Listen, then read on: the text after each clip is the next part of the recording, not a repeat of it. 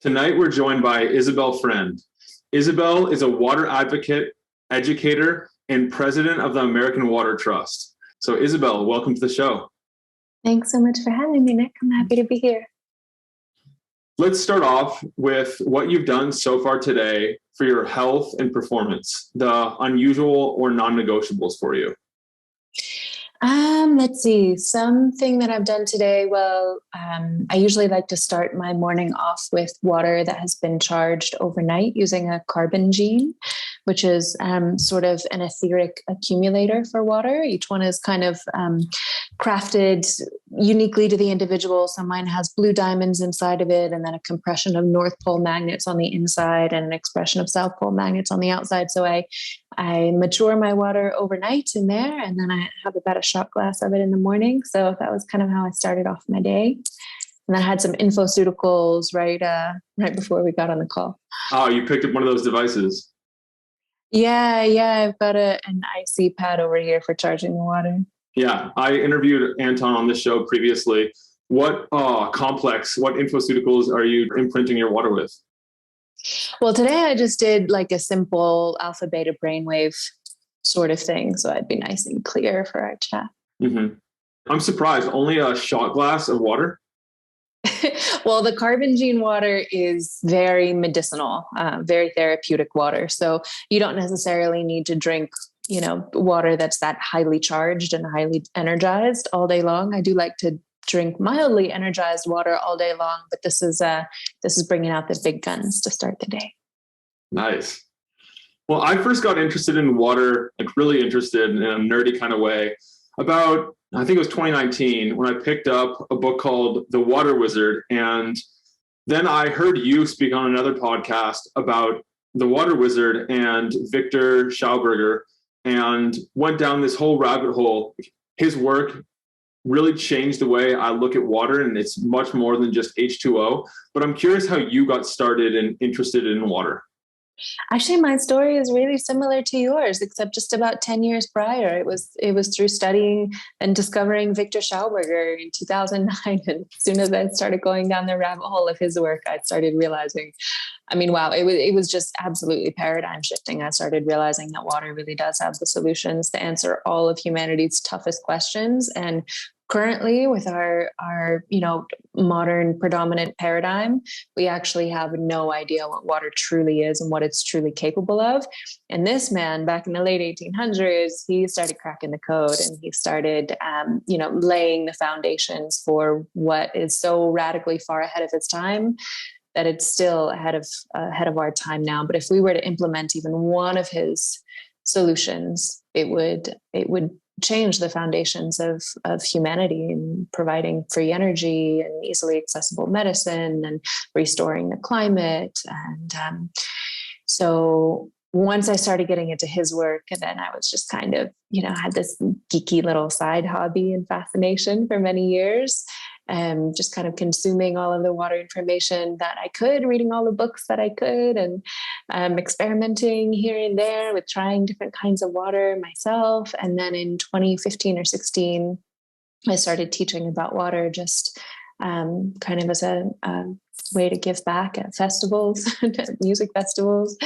And then in 2018 or 19, it came through really clearly in ceremony, where Spirit told me to just focus on this and nothing else. And so that's what I've been doing ever since.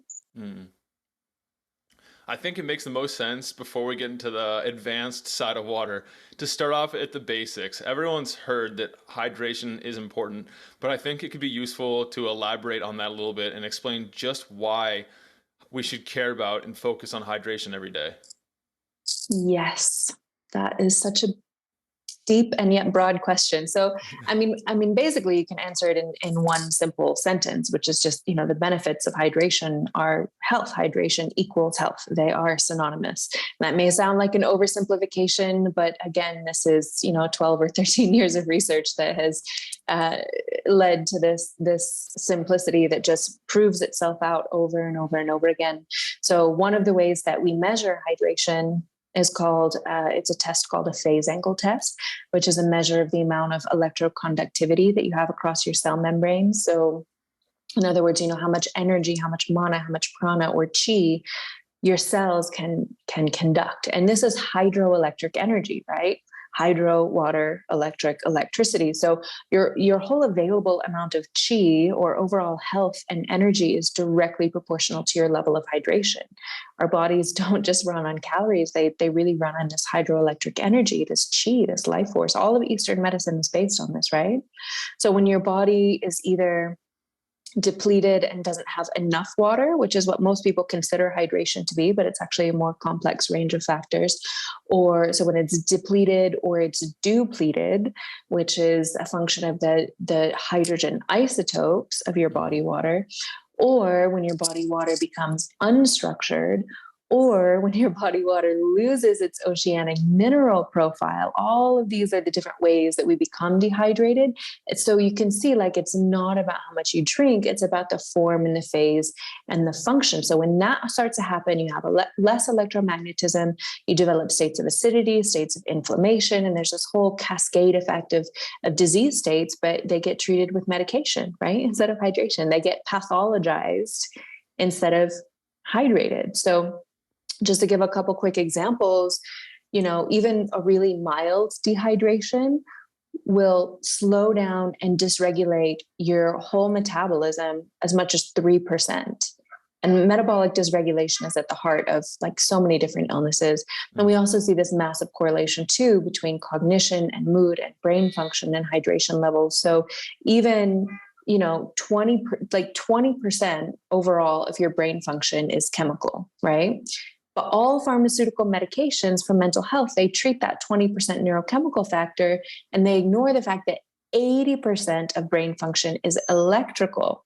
And remember, we just said that electricity is conducted by your biowater, right? This mineral-rich cerebrospinal fluid, which is only one molecule different from seawater. Neurotransmission is hydroelectric. So mild dehydration starts as irritability, starts as brain fog, starts as like sleepiness in the afternoons, that afternoon slump. But then over the long term, it starts to develop into depression, anxiety, chronic trouble concentrating, chronic cognition issues, chronic mood swings.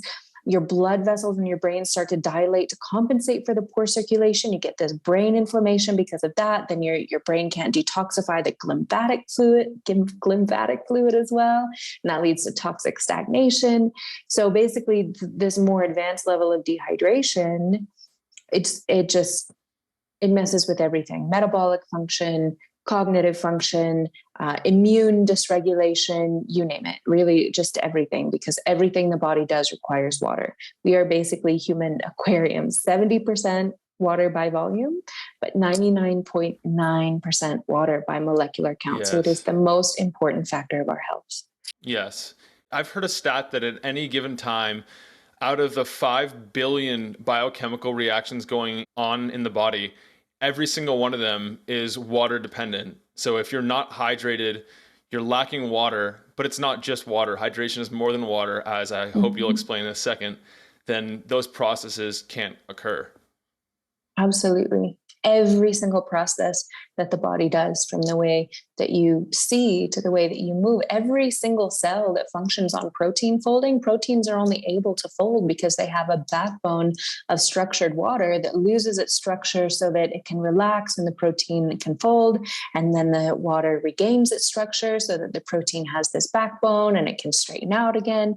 Absolutely everything happens through water. So it's really Occam's razor, right? When it comes to health, if water is required for everything in the body, and your body is 999 out of every 1,000 molecules is a water molecule, then anytime something starts to go out of balance in the body, water metabolism disturbance should be ruled out first. It should be the first thing that we look at, rule that out, and then go on to other diagnoses. But in modern allopathic Western medicine, it is the last thing that's ever considered, if it's considered at all. It's backwards. Yeah, I was going to say, if it's considered. Do you use something like a phase angle measurement personally to assess hydration status? Personally, I don't. No, but I recommend it for anyone who's really struggling with dehydration issues. And how do you get that performed? It's just a really simple test. There are a lot of clinics that offer it, so you have to special request it, but basically they just pass an electrical signal through your finger. It's super non-invasive, and it measures how quickly and efficiently your cell membranes are able to pass electricity across them. And that's a measure also of the osmotic flow of water between intracellular and extracellular fluids. I heard a quote that I really liked about water, and it was talking about how water is a form of information, and it keeps us, like, originally when we were drinking out of streams, it was considered like the nature's software update to give us the micro information from the soils, the tree roots, the fungi, the bacteria, the viruses, every other form of life, so that we'd all stay in harmony. And then that's changed as we've altered our relationship with water, and we now rely on pipes and all kinds of other unnatural chemicals added to the tap water, and alter it in ways that wouldn't have occurred previously. Absolutely, 100%. They say that in one drop of water, you can find all of the secrets of the universe. And that's because, especially if you look at indigenous wisdom around water, and we're starting to find this in laboratories more and more as well. The science is just starting to catch up with ancient wisdom, go figure.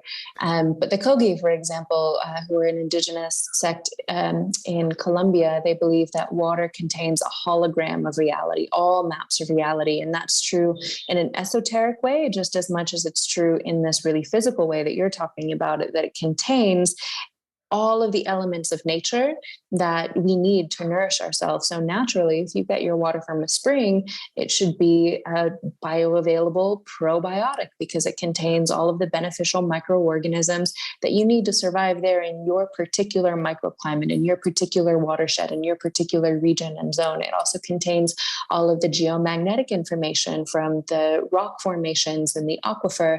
It also contains the light information from the sun and the moon and the stars that are in your area. Water is very easily influenced by everything in her environment. It's considered to be the sensory organ of the earth. So she's always perceiving, she's always listening, she's always paying attention. And all of these subtle influences and stimuli, they create what we call a mature water. So an immature water might or might not have structure, it just depends, but it doesn't have energetic information. So it may or may not have a formation, but it has no information. And so this is basically what we're doing to water nowadays with all of this treatment and the pipes and heavily processed water. We don't want to eat processed food. We don't want to drink processed water either. The more we domesticate our water, the more we domesticate ourselves, and we're losing out on these wild influences that our bodies have adapted to need. It's information and nutrients that we need to survive and thrive. I love how you describe it as a holographic representation of the environment.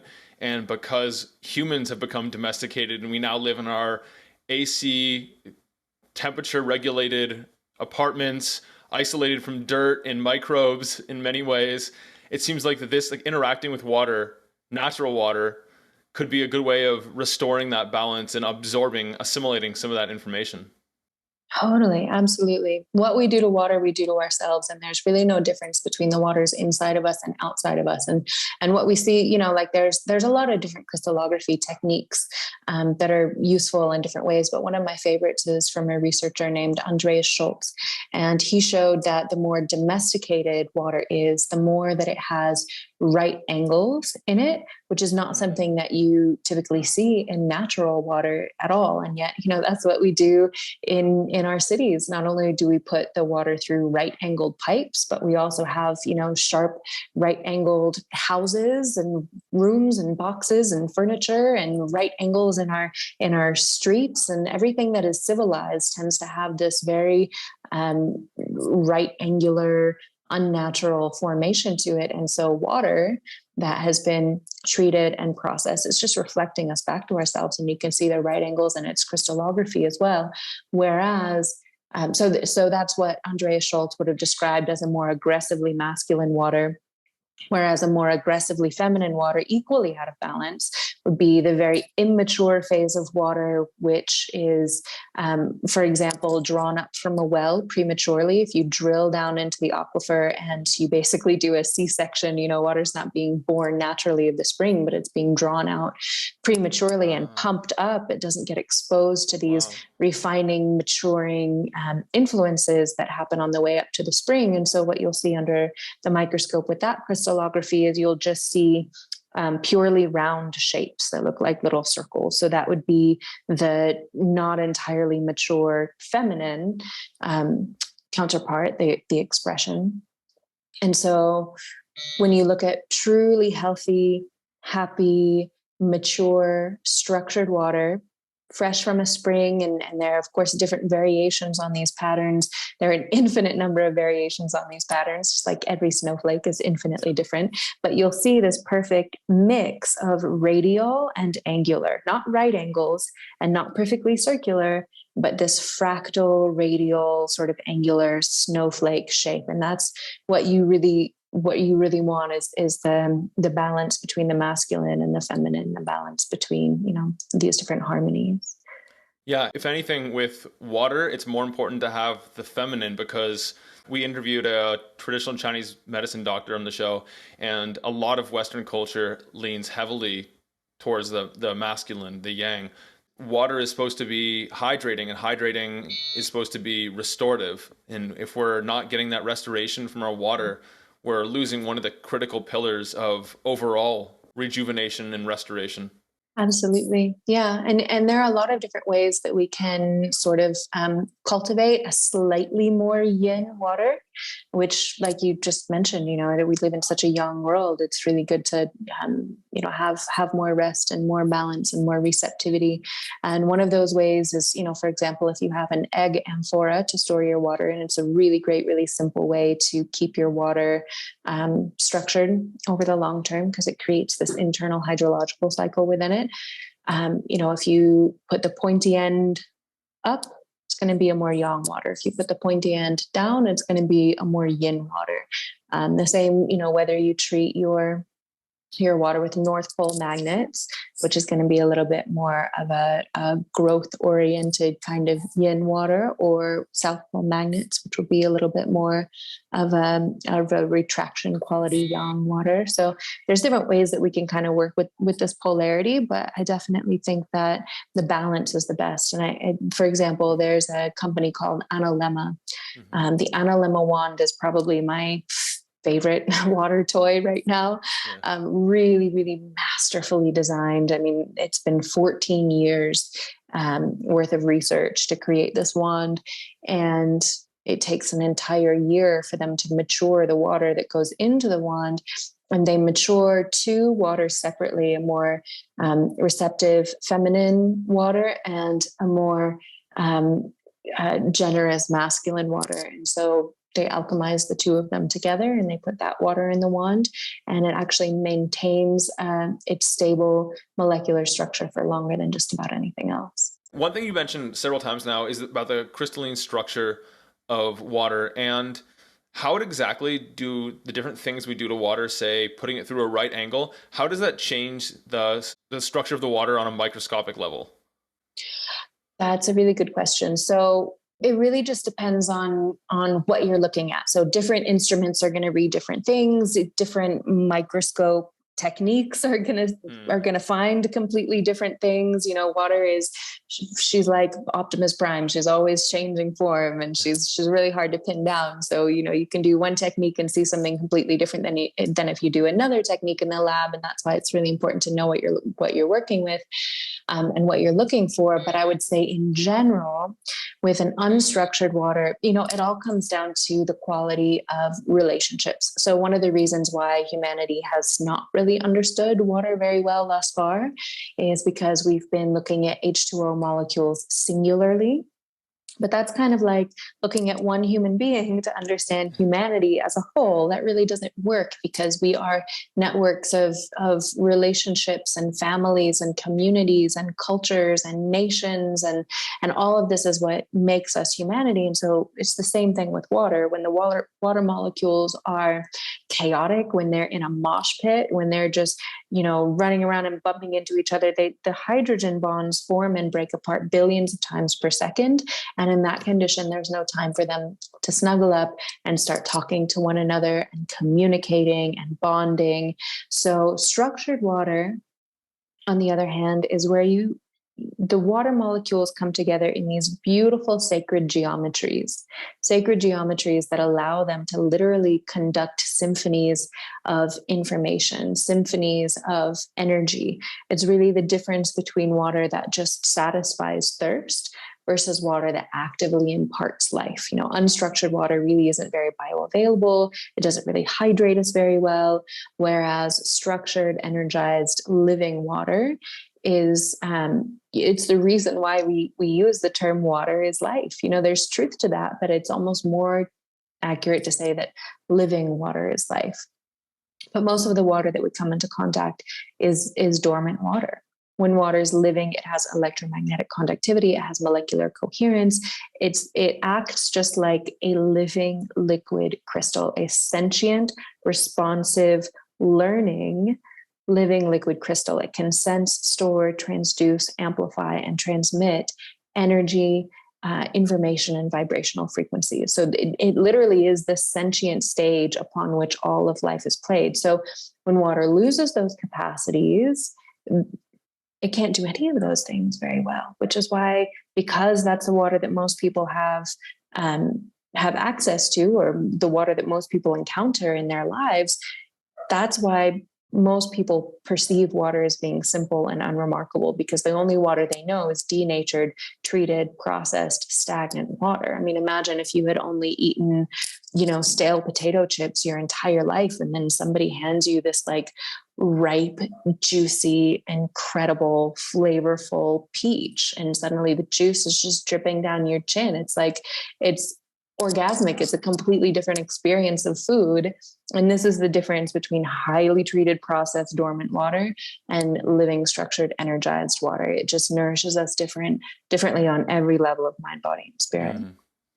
And also, if you take fruit or vegetables and you cut it open, the water within that produce is different. It's not your denatured water. Totally. It's living water because it's sustaining a living being. It becomes biowater.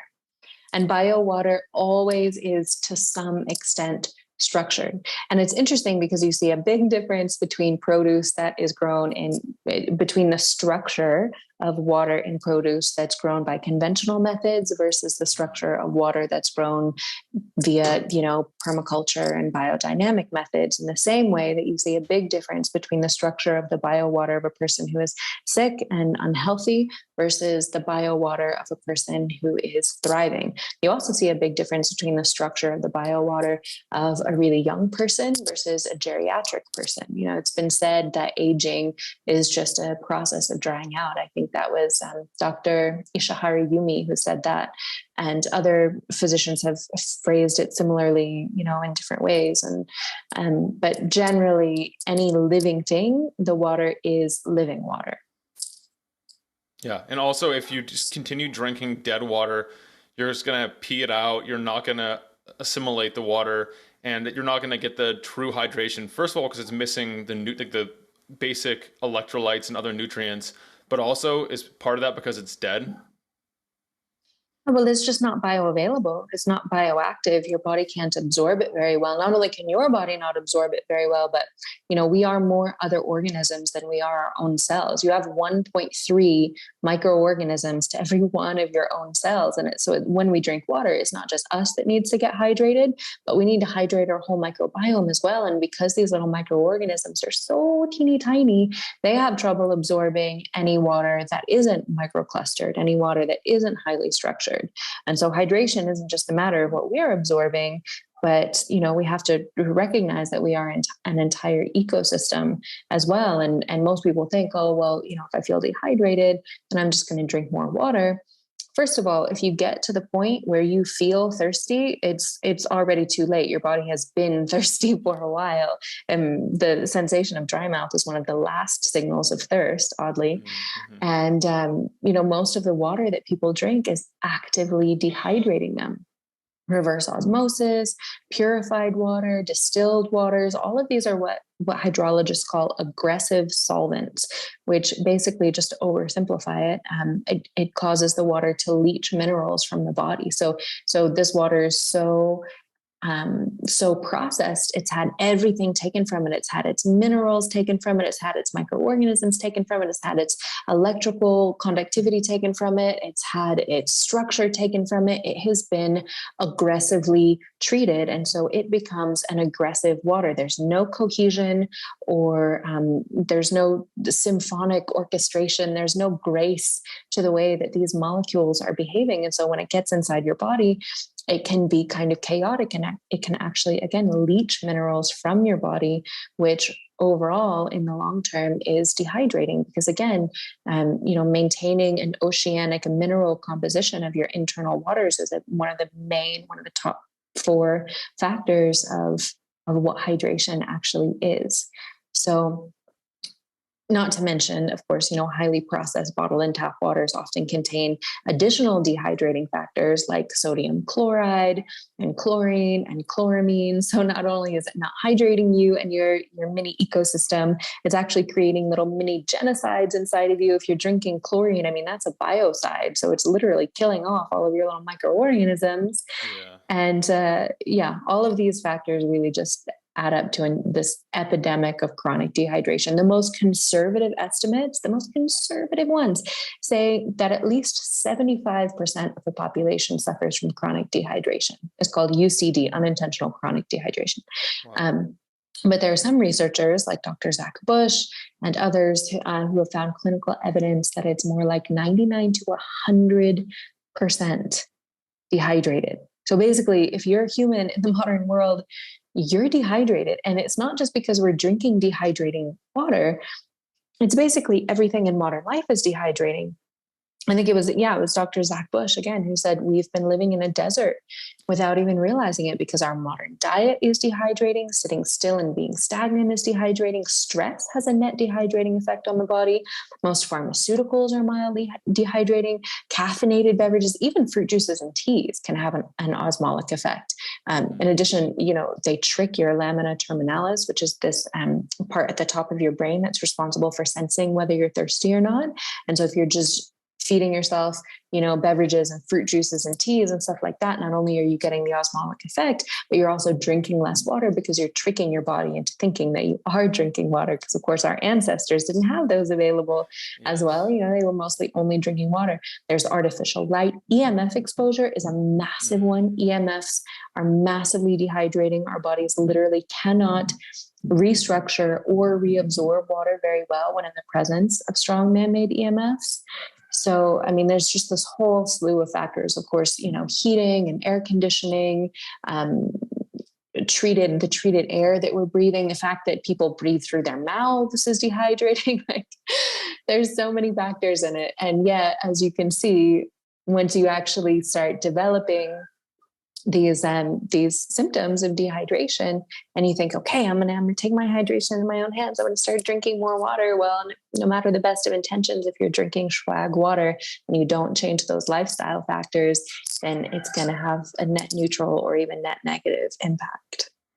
Something that I hadn't thought about is that when you drink dead water, your body has to convert it, and I think you use infrared light. Your cells use infrared light to process the water and make it bioavailable. And that's not an efficient process, and it drains resources from other places. But I doubt that the gut microbes can do the same thing. And the gut microbiome, and actually all the microbiomes, just the microbes inside and on the human body in general, have become a huge fascination of mine, because I'm starting to wonder if it's sometimes called the second brain, but I'm beginning to wonder if it's actually the first brain, because of how much it's involved in our health. And it's scary to think how many things are in typical tap water or most water, or in foods like glyphosate is another registered antibiotic, and it decimates the gut microbiome, and yet it's still allowed. And there's all kinds of things like this in our lives. Yeah, absolutely. In fact, gut microbiome is one of the main things that we address in one-on-one consultations. When I do hydration consultations with people, it's like one of the top 10 or 20 factors that we look at. And in fact, when you start drinking really highly structured and intelligent water, not only does it increase the health of your existing microbiome, but it can actually increase the diversity of your microbiome as well, for two reasons. One, if you're harvesting wild spring water, it is a natural probiotic. Yeah. And two, they've done studies.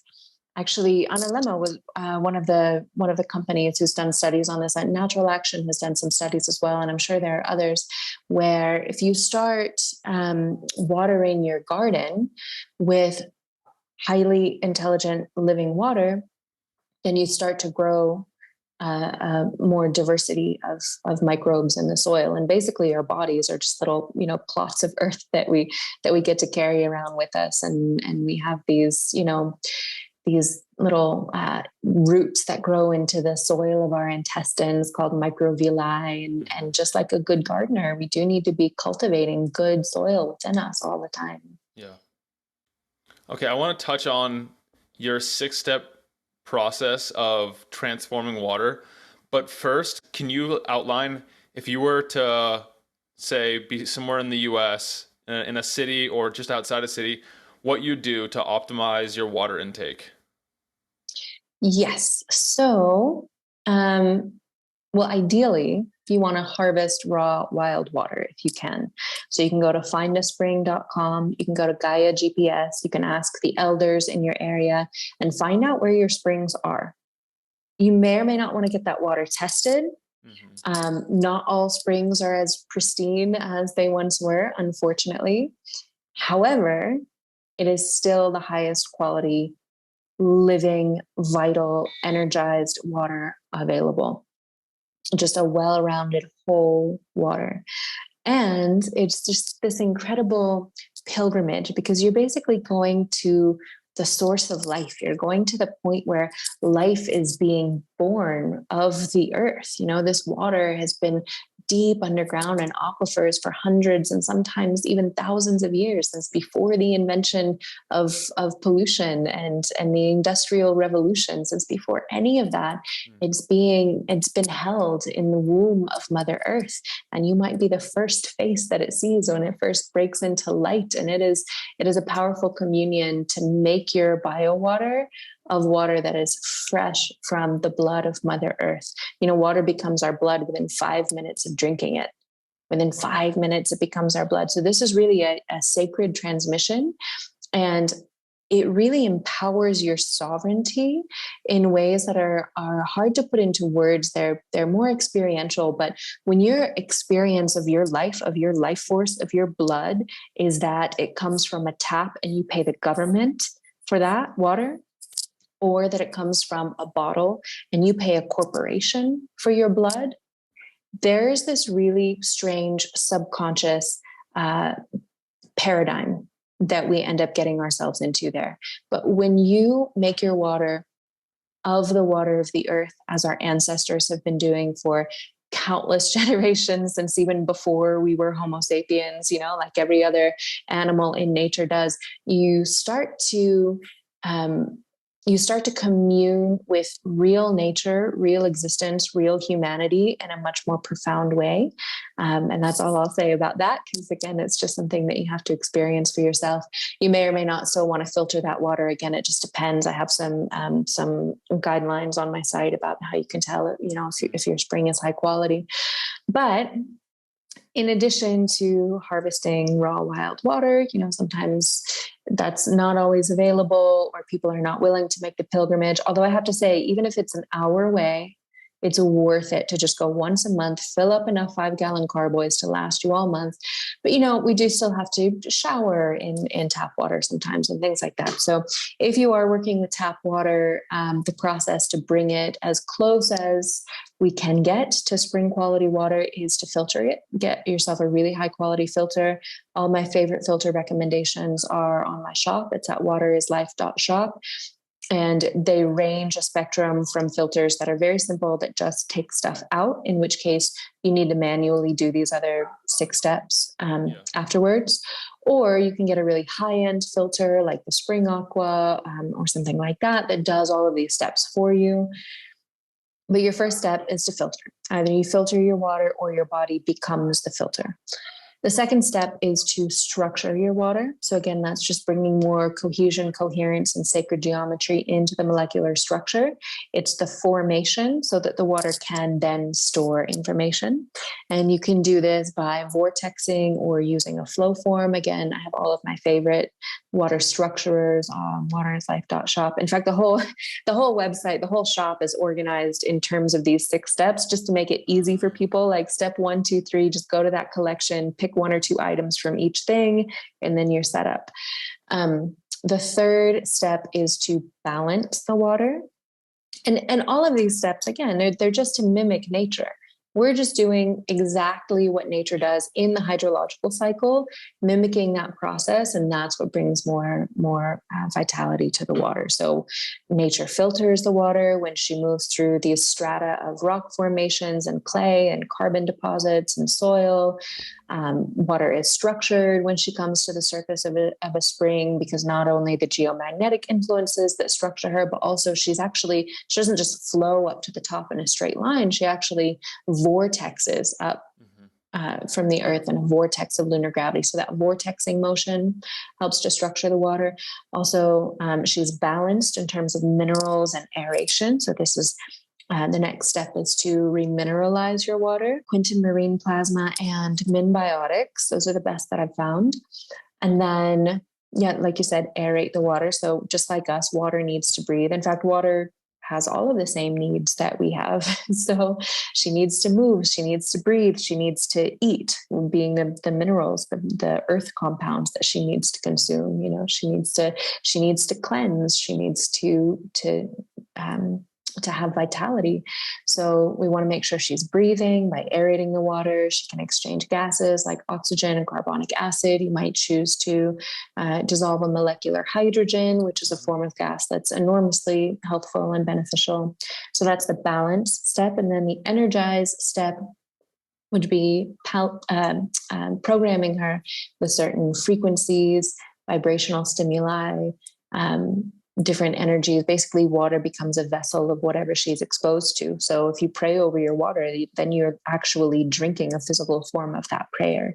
Or if you leave your water in the moonlight, you're drinking a physical form of that moonlight.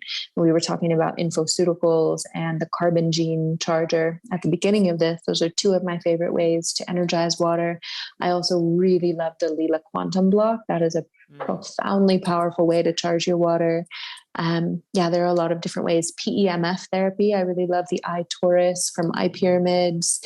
But even, and the analemma is my other favorite way to charge water.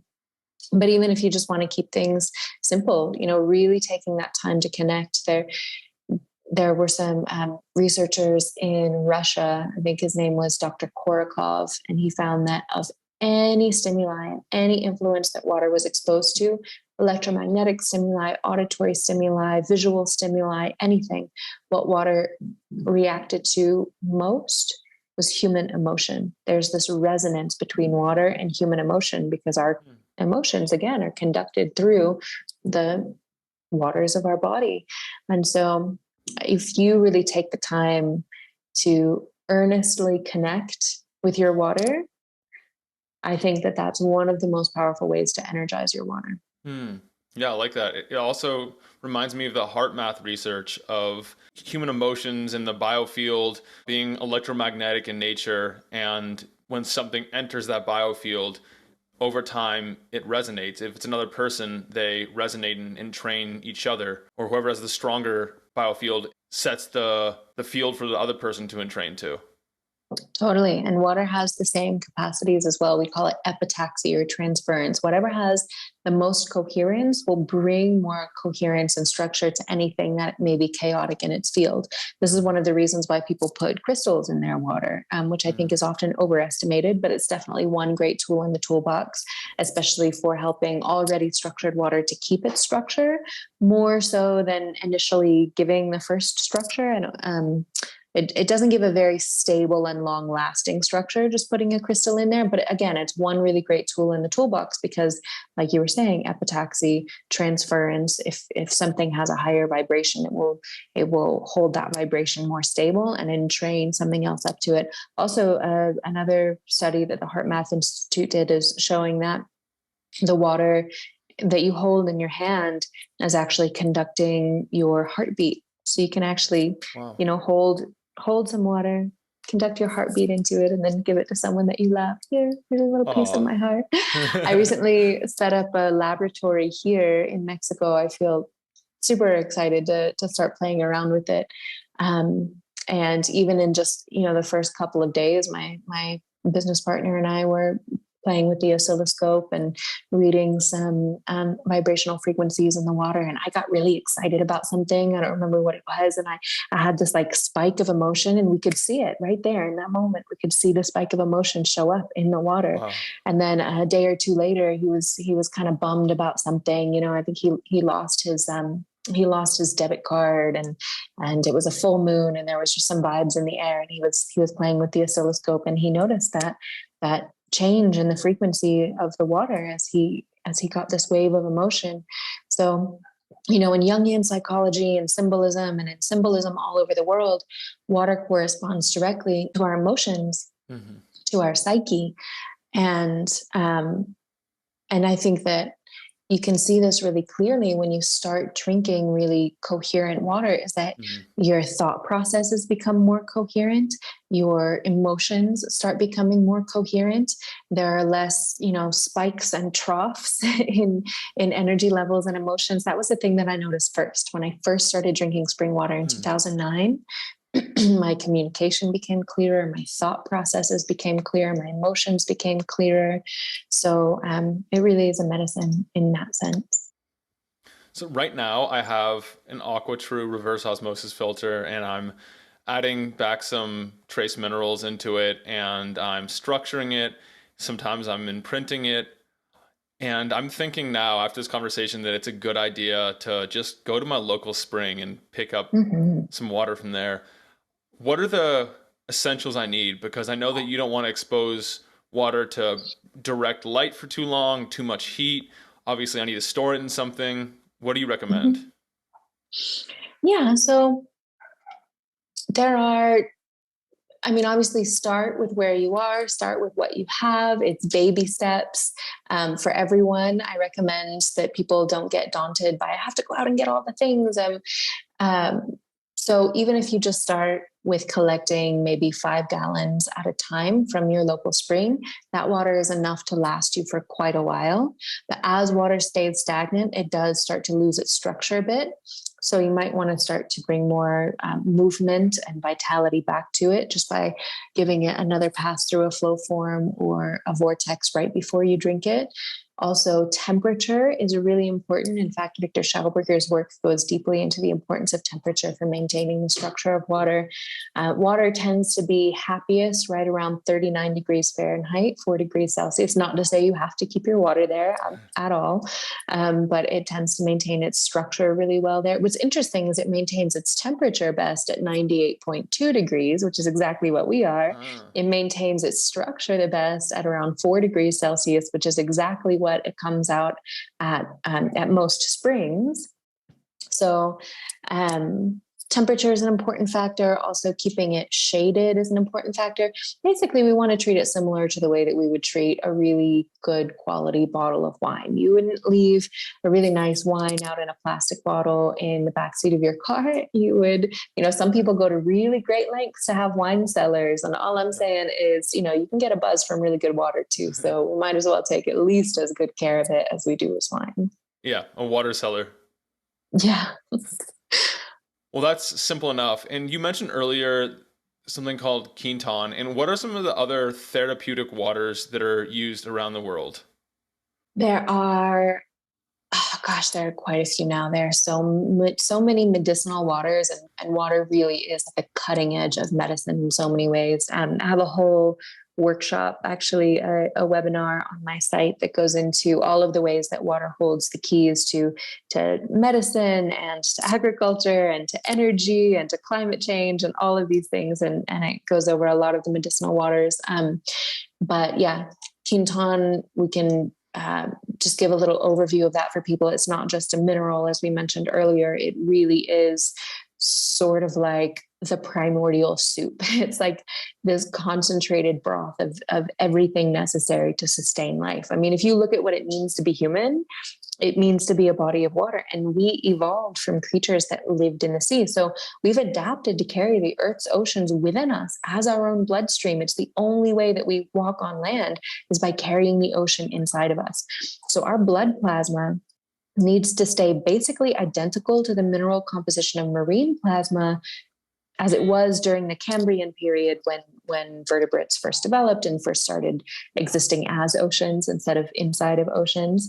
So when our blood plasma deviates from that oceanic profile, we start to begin to see disease states that start to develop. It's one of the aspects of what it means to be dehydrated, like we talked about at the beginning, is that deviation from oceanic profile.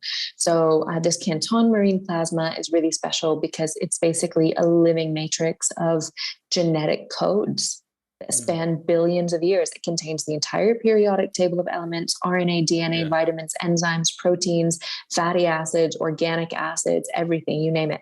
There was this Nobel laureate, Dr. Alexis Carrel, who showed that cells can actually live almost indefinitely in an optimal environment. He showed that, and this is a direct quote, he said, the cell is immortal.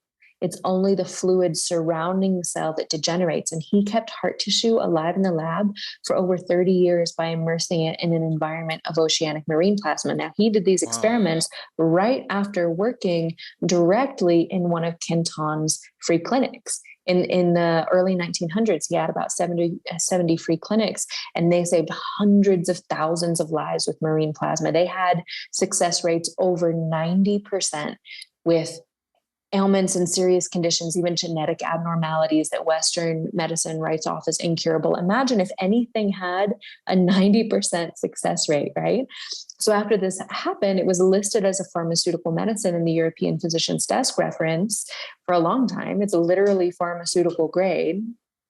Long story, it started, its efficacy, it was too effective. It started threatening pharmaceutical companies. So it's not listed as a pharmaceutical anymore, but that's one of the main therapeutic waters that I recommend for people. Another really highly therapeutic water would be hydrogen enriched water, because the more hydrogen is in your water, the more hydrating it is. There was another Nobel laureate, Dr. Albert St. Georgi, and he said that hydrogen is the fuel of life. And, hydrogen, even if you break it down into the Latin, hydro, water, and gen, creating. So it's this creative force of water. And the studies of the medicinal benefits of molecular hydrogen are really profound. There have been hundreds and hundreds of studies at this point. You can find all of that research compiled at the Molecular Hydrogen Institute online. But I would just really caution people about where they source their hydrogen water for two reasons. One, the most common type of molecular hydrogen water is created through electrolysis, and I'm really not a fan of that method for numerous reasons. Alkaline ionized water, electrolyzed water, hydrolyzed water, all of these things, basically the same thing. Again, so many reasons I'm not a fan of it. I have 2 whole 10-minute videos available on that on my blog, but among them, it's the fact that it just tears apart the water structure. And because the type of hydrogen is really important. So ideally, we want to make sure that it's protium hydrogen and not deuterium hydrogen. These are the 2 isotopes of hydrogen. Well, 2 of the 3 isotopes of hydrogen, the 2 most common that we run into. Tritium, you don't find as much, but it's just a difference in how many neutrons it has. So another type of medicinal water, in addition to hydrogen-enriched water, would be deuterium-depleted water, which means that rather than having more hydrogen in it, it just has less of the deuterium hydrogen. So again, the type of hydrogen, very important. There's two different kinds of medicinal water right there. And with deuterium, I mean, the number of studies on it, again, it's really at the revolutionary cutting edge of medicine and cancer research and oncology treatment. Really fascinating. You can find more of the studies on that at the Center for Deuterium Depletion online, or I go into it pretty in depth in some of my courses. And then both of those kinds, actually all three of those therapeutic waters are available at waterslife.shop as well.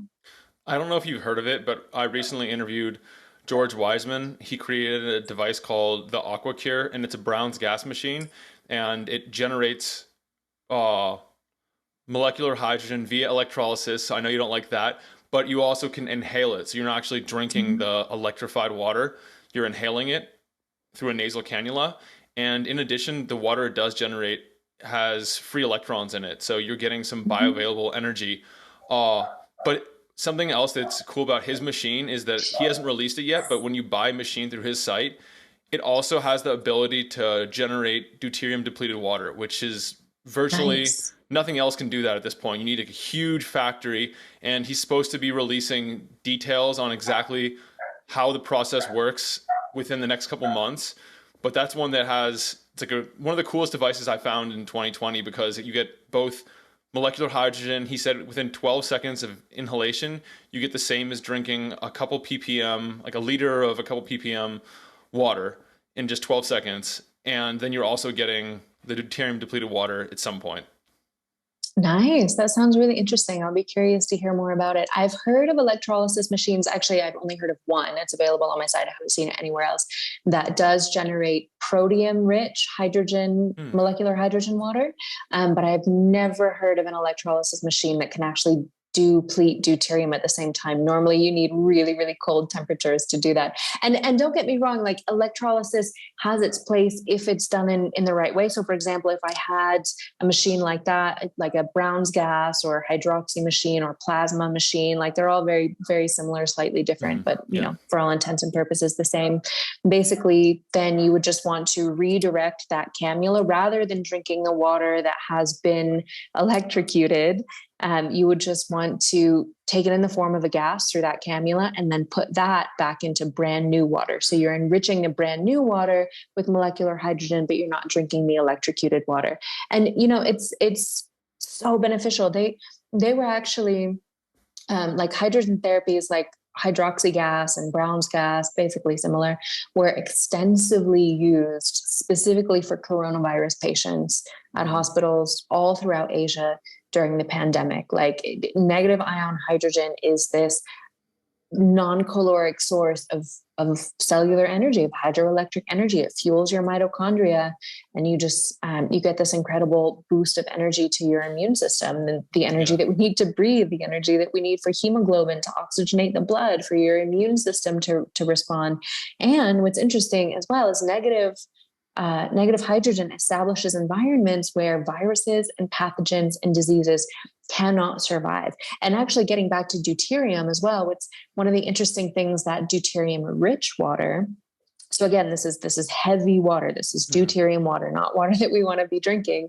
One of its uses in science is to store the inactive viruses used in vaccines. So the vaccines where you're actually, they're injecting an inactive virus, what keeps the viruses viable is this deuterium-rich environment. Oh, wow. So if the environment is depleted or depleted of deuterium, full of protium, you know, with a lower ppm, then again, viruses cannot survive in that environment. Viruses love deuterium. They hate protium.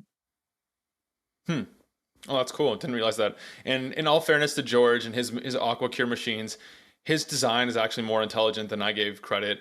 It does bubble the hydrogen into another thing of water, so you're actually not drinking the water that's been electrolyzed. Cool. Yeah, send me a link to that. I would love to check it out more, especially when he releases his info on depletion. I'm super curious about Yeah, that. definitely. There's so many amazing innovations in the world of water right now. I'm just Oh, there are. continuously astounded and excited. I mean, really, it's on the cutting edge of every aspect of science.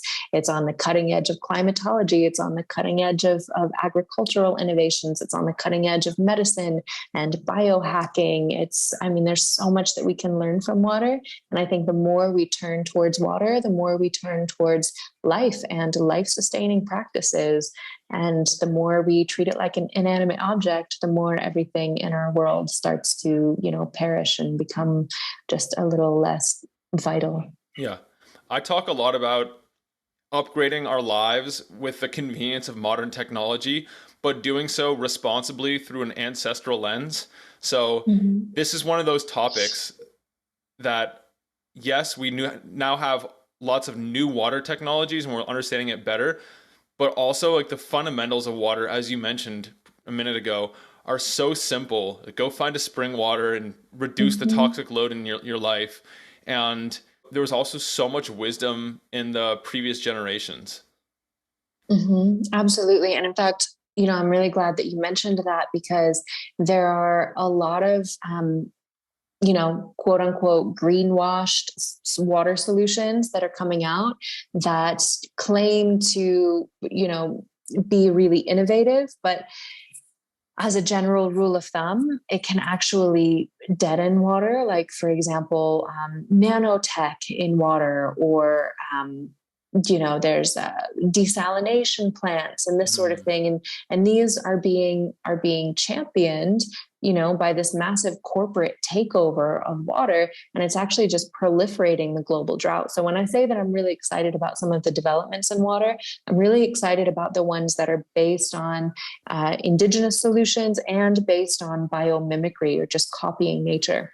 Because the more we privatize water and privatize high-tech centralized water solutions, the more it just deepens the drought and the water crisis. Because for one thing, if we do things in that way, according to the capitalistic way, which is exactly what's happening, for one, there's no incentive to stop pollution because there's no profit in conservation. There's just investment in water cleanup technology, but there's no investment in source protection and source conservation. You can't profit from that because it pays to clean dirty water, but it doesn't pay to keep clean water clean, right? Yeah. And then the other thing is, only the rich currently have access to clean water and clean water infrastructure, because water just flows where the money is. It doesn't flow where it's needed. No one is in business to deliver water to the poor. So right now, 1 in 3 people on this planet doesn't have access to clean water.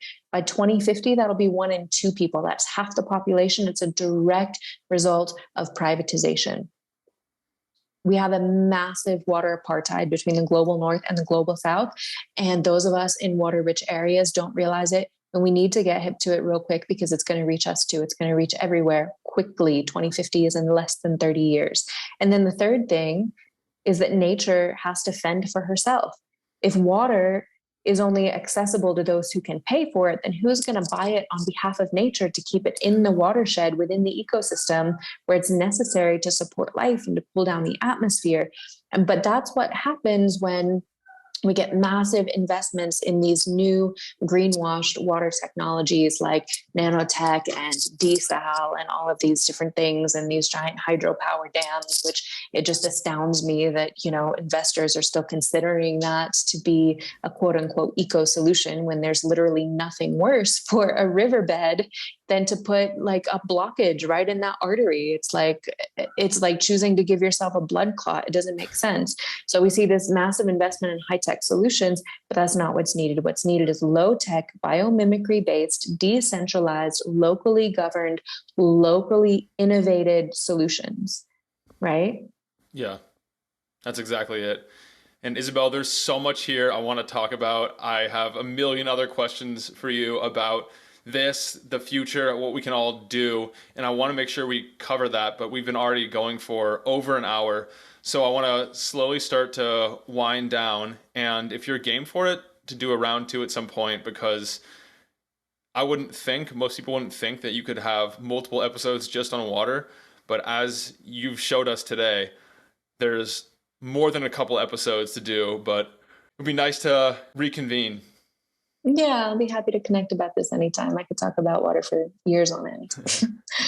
Okay, so if people are interested in connecting with you, finding you on the internet or taking one of your courses or a water consult, how would they go about that? Yeah, so you can find my e-courses and webinars or book a private one-on-one consultation at waterislife.teachable.com.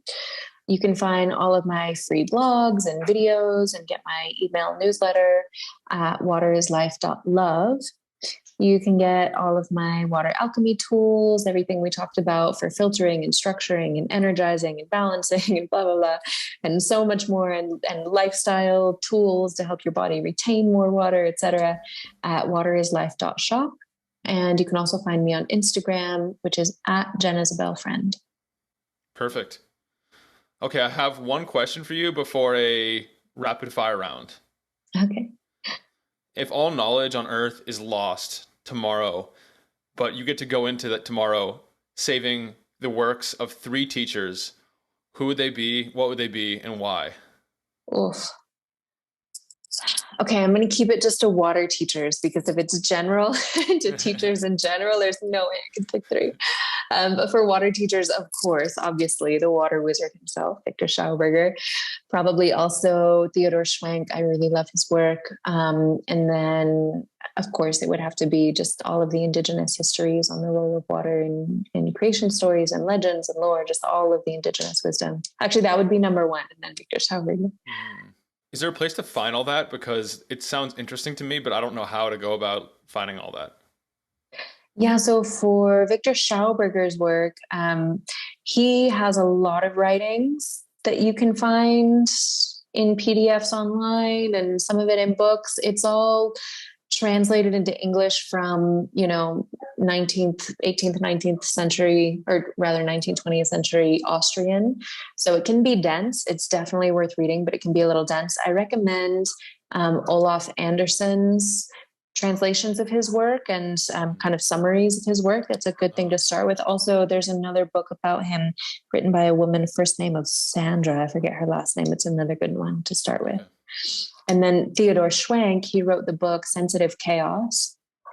That one, again, is really dense. You kind of have to be a water nerd for that. I mean, if anyone's looking for a book recommendation of just what to start with, like if these guys are really dense wisdom keepers. So water geeks, have at it and have fun. But if you just like want to have your mind blown a little bit about your conceptions of drinking water, for that, I would say Dancing with Water by MJ Pengman, or about drinking water and biowater and ecological water, then it would be Water Codes by Dr. Carly Newday. And then in terms of indigenous wisdom, that's more decentralized. That's hard to find it all in one place. You just kind of have to dig around a bit for that. That's what I was afraid of.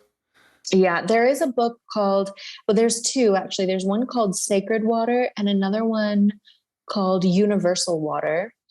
Both of those contain quite a bit of the indigenous creation stories, especially, and also different indigenous practices around water ceremony and water ritual.